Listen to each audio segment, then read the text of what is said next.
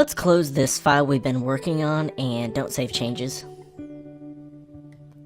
Then reopen layered.psd.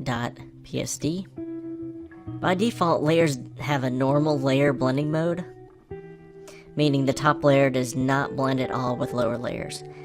Now make sure you have the top layer selected, highlighted blue in the layers panel, and then click on what says normal, that's the layer blending mode, and select a few different layer blending modes to see the different effects it has.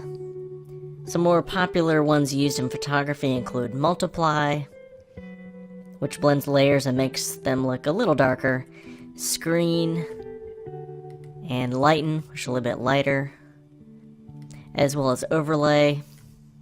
Click the layer blending mode and just press up and down on the keyboard to cycle through the various modes. And we can use this in conjunction with, for example, the opacity and fill as well. If we paint with the brush on a new layer, press the right and left bracket to resize the brush. By default, it covers up the pixels of the lower layers, but if we change the blending mode to color or overlay, it allows us to retain the texture of the lower layer but change the hue. This is one way to add makeup to a model, or how to colorize old black and white photos.